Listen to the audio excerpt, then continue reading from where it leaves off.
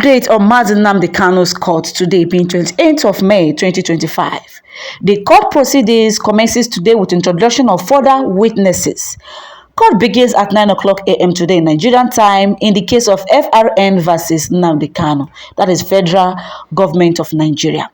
Prosecution announces appearance as the defense announces appearance too, led by Kanu Agaïnst. Both parties affirm readiness for the business of the day. Cross-examination of prosecution's third witness, starting from what happened during the last court case, the witness known as PW3, shaded and known as Mr. CCCC, is being led in oath. Mr. CCC says he is a DSS operative for 27 years, says he knows Nnamdi Kanu as the leader of IPOB. PW3/CCCC says he knew Mazi Nnamdi Kanu since 2015. Transcription of examination proceedings witness. Prosecution asked a question to the witness. Can you please tell the court who you are and if you know the defendant? Witness: I work with the SSS. I have worked for 27 years. I know the defendant. He is the leader and founder of IPOB, a terrorist organization. He founded Radio Biafra. He used to invite violence to the public. My first encounter with him was in 2015, when I was asked to interrogate him after his arrest. I invited him with 3 other officers for interview. I told him his interview was going to be recorded and he agreed. He agreed to be recorded and also wrote down the statement himself. The interview was conducted on October 21st and written interview was on 23rd October, both in 2015. The prosecution present the video interview and written statement of the defendant, of that is Mazi Nnamdi Kanu, to the witness for identification. The witness has confirmed both of them. They equally confirmed the both evidences that were submitted by that witness. So Mazi Nnamdi Kanu's counsel ask a question which is known as prosecution. You also told the court that the defendant made written statement, right? The witness says, yes, my lord. Prosecution takes permission to show defendant the written statement obtained in 2015. Written statement is shown to the defendant, that is Mazi Nnamdi Kanu. Defense counsel interjects. My client says the said written statement under duress. Judge to defense: you mean the 3 statements were made under duress?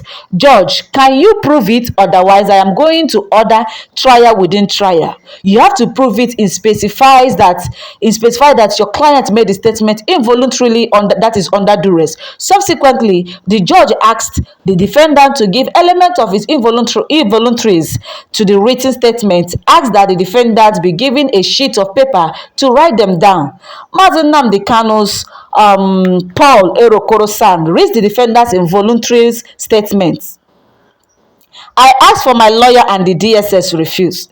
It was not the gentleman in the dock that interviewed me. It was one Mr. Brown. I was in dungeon and was allowed 1 hour of airtime, but Mr. Brown threatened that if I did not write down what they wanted, the 1 hour airtime will be taken away from me. I was forced by the DSS agents to write down some words against my will, and I was bleeding from the nose at that time. The judge said, what do you, prosecution, have to say about the said involuntaries? Prosecution: he was not beaten to make this statement. Prosecution to witness: you also told the court the defendant made written statements. CCC, that is the witness: yes, my lord. Judge orders trial within trial to determine whether or not the statement made by the defendant was not under duress. Note: a trial within trial is a legal procedure used in criminal trials, particularly in jurisdictions like Nigeria, where a confessional statement, that is a statement made by the accused admitting to a crime, is tendered as evidence. It is essentially a mini trial within the main trial, designed to specifically determine whether the confessional statement was made voluntarily or involuntarily. The judge now continued to say, this witness shall be called PW-ITA. That is when another witness, PW3-CCC prosecution case trial within trial, says the same witness in the box is their witness for the separate trial. Prosecution now continued to ask questions to this one identified as Mr. Ta. He said, Mr. Ta, how do you know the defendant? Star answered, he is the leader of IPOB. Prosecution: do you know Mr. Brown? Witness: I am not sure. I interviewed the defendant with my two colleagues, namely James Ibrahim and Collins. There was no Mr. Brown with us. Prosecution: did the defendant at any time make any request to you before his statement was taken? Witness: he did not make any request. He only said he wanted to rest. Prosecution: did he make any request for his lawyer? I am not aware, but he didn't ask me for his lawyer. Prosecution: he said he was put in solitary confinement. Witness: I am not aware of that. If you watch the video, you will see a table water was even placed before him, not sachet water. So I am surprised he is saying this. Prosecution: did he tell you about his ill health? Witness: I am not a medical doctor, so I did not know if he was sick, but he didn't mention he was sick to me. Prosecution now ask another question. He said you put words in his mouth. Witness: it is not true. He said everything voluntarily and happily. Imagine, no, Nigerians are lie. Prosecution now proceed to say, he said you told him some things to write about President Jonathan. Witness: it is not true, my lord. We can play the video. Prosecution: my lord, may we play the video? Judge: no, we have not reached that stage. This is a trial within trial. So later, the video interview and the written statement of the defendant was admitted as exhibits in the court today. The defendant, known as Mazi Nnamdi Kanu, says he made the statement under duress, and Kanu Agabi has brought it to the knowledge of the judge, known as Motosu. So Paul Erokoro-san reads Mazi Nnamdi Kanu voluntaries. He asked for his lawyers, and the DSS refused. It was not the gentleman in the hideout that interviewed him. It was one Mr. Brown, like I said earlier. Okay, my people, Mazi Nnamdi Kanu was forced to write a statement down under duress by one Mr. Brown. And these so-called witnesses are now denying that they doesn't know who that Mr. Brown is, that he only interviewed Mazi Nnamdi Kanu with two of his colleagues. Then you claim you interviewed Mazi Nnamdi Kanu. Mazi Nnamdi Kanu is saying that you are not the one that interviewed him. The person that interviewed him and made him to write those statements was one Mr. Brown. And you are not denying it. Now the question is, if we should ask you people to present the full CCTV evidence of what happened during Mazi Nnamdi Kanu's detention in your custody, will people be able to provide it without editing? We want to see the full CCTV footage. No editing. We don't want to hear story. I think we are working with learned people. We are working with Nigerian security operatives. You cannot tell that you don't have CCTV operatives in your own office. We don't want to hear that. Anyway, my lovely people, transcription of defendant's interview of 2015. The first video was played. And this video is all about Mazi Nnamdi Kanu to his interviewers. You know, you people are the custodians of the law, yet you are the ones breaking the law. This is the third time I am making statements without my lawyer. The law says I am entitled to a lawyer, but you have consistently denied me one. Record me and let the whole world hear it that I am making yet another statement without my lawyer. Even if you point a gun at me, I will still say the truth.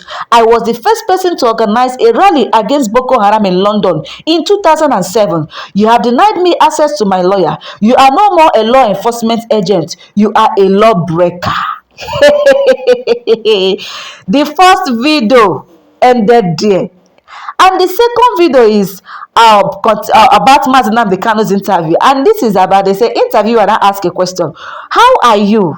Mazi Nnamdi Kanu answered, I am not fine. This is the second video. Interviewer now ask again, what is IPOB? Mazi Nnamdi Kanu answers, you know Mazi Nnamdi Kanu is a very intelligent and brilliant man, so he knows what to answer.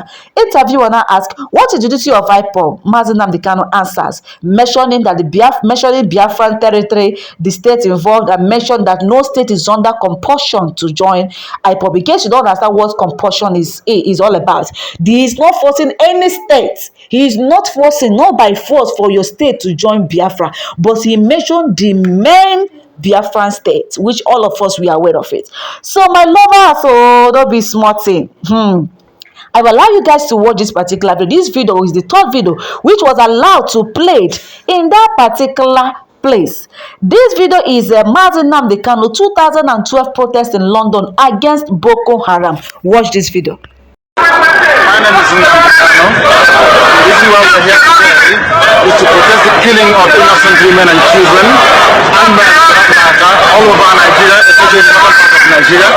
We are not happy. We are not pleased with what is happening, and that is why we are here today. As you can see, there are a lot of Nigerians who are protesting about the killing of families, people who are determined to tear the country apart violently, and it is not something that we support. It is not something that we would like to see continue, and we are here today to send a clear message to the Nigerian government through the High Commissioner that what is happening in the country is unacceptable and we cannot accept it. If that continues, it will lead to the violent situation of the country. There will be no more Nigeria for anyone to go to. There will be no Nigeria for anyone to refer to. In fact, what is happening in Somalia today will be like a tea party. So we cannot allow this nonsense to continue. Something has to be done. And the consequences of the actions of terrorism in Nigeria must be driven home to the people, so that even the terrorists themselves will be able to understand that there is no mandate to drag a government. The only thing they can accomplish is the breakup of Nigeria.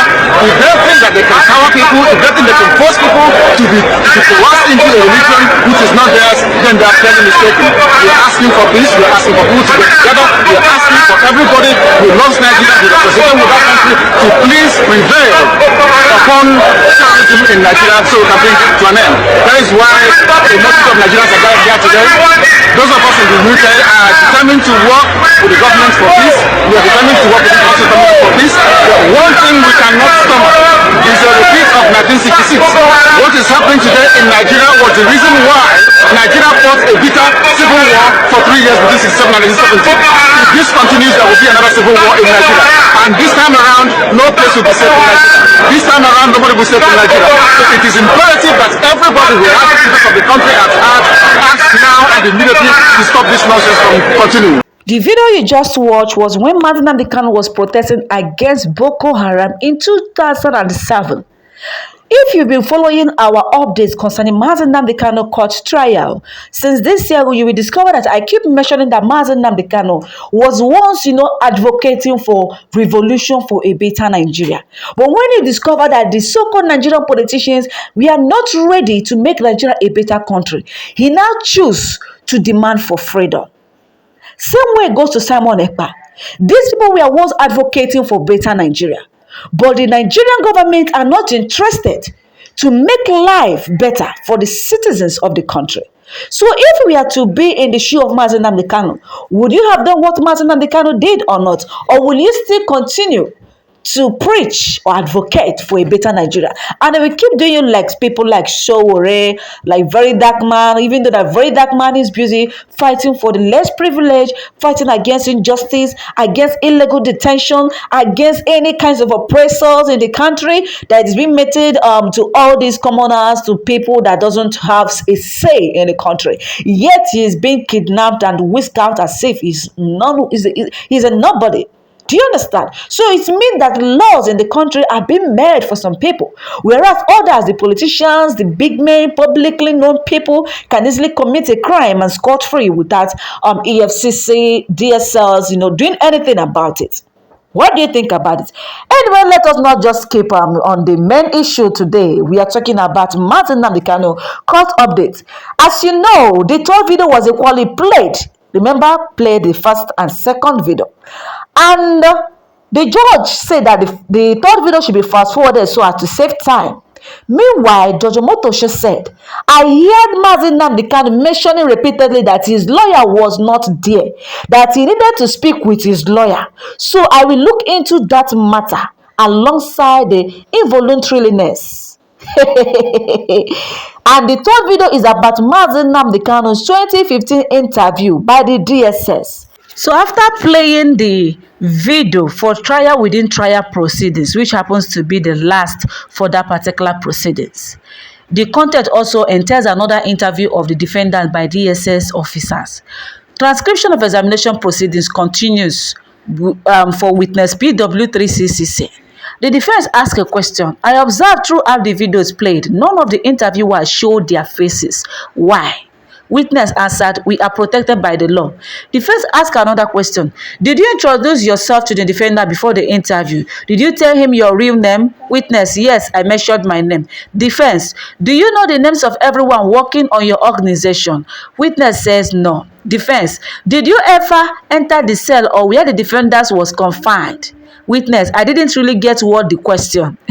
Defense ask another one. Do you have underground cells in your facility? Witness, I am not aware of that.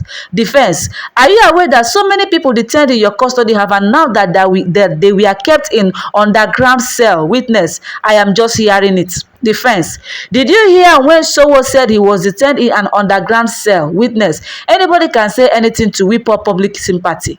Defense, are you aware the defendant was held in an underground cell?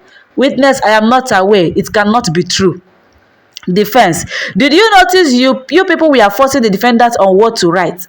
Witness, nobody was forcing him. We were just trying to guide him. This one is laughable. What is that like you trying to guide him? You want him to write a statement, right? On what he committed, on the crime he committed, or maybe probably on how he was arrested. Then you are probably telling us that you are now convincing him, you are guiding him on what to write. What are you guiding him for? It shows that you are forcing him to write something that will please you guys. Defense now ask a question. Did you observe he wore same shirt every day for the interview? Witness, yes. Defense ask another question. Did you notice how excited he was when he asked for water? Witness, I didn't notice. Paul, did you know someone called Mr. Brown threatened him? Witness, I don't know about that. The cross-examination of trial within trial just ended with this particular question from Agabi, known as the defense, and the witness, known as identified as PW3 CCC. The judge has given the defense team and the defendant some time to have a atete, which is known as a little discussion. My people, what do you guys have to say concerning all this that you have been hearing? Remember that 30th May 2025 is coming. Today is 28th. In next 2 days, we'll be honoring Biafran's heroes who died during the Biafran Civil War. Remember to stay at home. Pray for their gentle soul to rest in peace, and pray for God to protect our leader Mazi Nnamdi Kanu and Simon Ekpa and all well-meaning Biafrans and IPOB members who are advocating or fighting in one way or the other for the freedom of Biafrans. Transcription of examination proceedings defendant, that is the IPOB leader Mazi Nnamdi Kanu. So Mazi Nnamdi Kanu called in as a witness to the doc. Defense, if I have a letter to deliver to you, where would it be? Mazi Nnamdi Kanu, DSS Dungeon. Defense, how long have you been in the DSS? Mazi Nnamdi Kanu, 6 years. Defense ask a question. You mentioned to the court you were under duress when you wrote the statement. Mazi Nnamdi Kanu answered, yes, I did. Mazi Nnamdi Kanu goes ahead to narrate to court how he was tortured and brought to Abuja from Lagos blindfolded, and also mentioned how Mr. Brown threatened him unless he writes a statement as they wanted, that he, Mr. Brown, had the power to make sure he was jailed. Also talked about how he was blindfolded and chained to be put in flight by the DSS as they wanted to bring him to Abuja in 2015. And also about how he was put in an underground because they didn't want him to be around someone. Says the lighting of the underground was dim. He talked about his nosebleed, how the blood was leaving a trail as he walked. Then the DSS noticed it and brought a doctor to him, who mentioned that they should give Mazi Nnamdi Kanu 1 hour airtime so he doesn't die. Mentioned also that the videos played were heavily edited, removing the part where the DSS officers who interviewed him were threatening him. Mazi Nnamdi Kanu also mentioned that he was repeatedly denied lawyers even when he asked repeatedly, and at no point was a lawyer brought to him until he was transferred to Kuje in 2015. So cross-examination of Mazi Nnamdi Kanu to the prosecution begins. And this is now, prosecutor now ask a question. Was your detention approved by a court? Mazi Nnamdi Kanu, no court approved my detention. Prosecutor, when you gave the DSS your name and contact of your lawyer, did they come? They never asked for the names and contacts of my lawyers, Mazi Nnamdi Kanu answered. So this transcription of examination proceedings of the defendant, which is known as IPOB leader, continues again, which this prosecutor asked a question, was your detention approved by a court? He said, no court approved my detention. And they did not even ask of Mazi Nnamdi Kanu lawyer's contact. Do you see the thing now? Are you guys seeing what is going on? So court adjourned this case till tomorrow, which happens to be 29th May 2025 by 12 o'clock noon, that is 12 p.m. in the afternoon.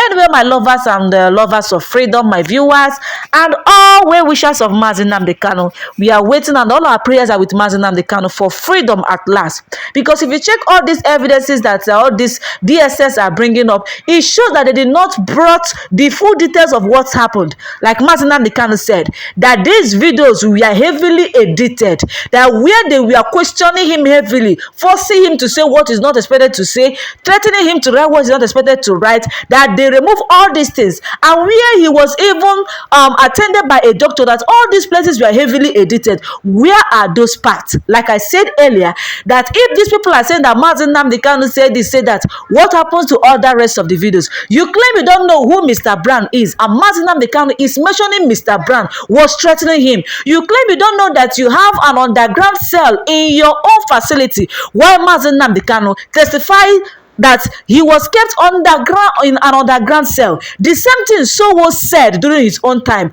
Why are you denying this? My country people, you see, this case is now telling us exactly what is going to happen. Till tomorrow, we are waiting, and our fingers are being crossed, looking onto the sky, hoping that God, at the end of the day, that Mazi Nnamdi Kanu will be set free, that he will be declared not guilty. That is where we want. Before Mazi Nnamdi Kanu will now table his own, option, or probably his own desire. That is, he wants what he needs. And we all know what Mazi Nnamdi Kanu is advocating for. That is nothing but freedom. Conduct a referendum. Let it be free and fair, to determine if Biafrans want to go or not. That is it. Don't forget that 30th May is sit at home. Get prepared. Buy your goods. Stock them in your home so that you will not say, I don't know. Let me give you these tips. Ensure you buy paracetamol. You know that devil is always a liar. Buy paracetamol and keep at home. In case if headache want to worry you, if you don't have water, fetch water and keep. If you don't have drinking water, for those of you that takes pure water, ensure you buy like 2 bags and store for your own safety. That is what matters. Skipping one day one day from your business does not mean will not make you poor. That does not mean you will not make sense other days. Bear that in mind. We are honoring our Biafran heroes. We are honoring our heroes who lose their lives in fighting for our freedom. What is your opinion? Feel free, drop it in the comment section, and stay tuned for more updates. Tomorrow, again, there will be an update regarding Mazi Nnamdi Kanu's court proceedings. Freedom and freedom is all we pray for. Not only freedom, we are preaching for victory to Mazi Nnamdi Kanu. That is our prayers. Feel free. Don't forget to share this video, subscribe, turn on the bell button, and don't forget to share. Drop your opinion in the comment section. Lovers of freedom, I love you all.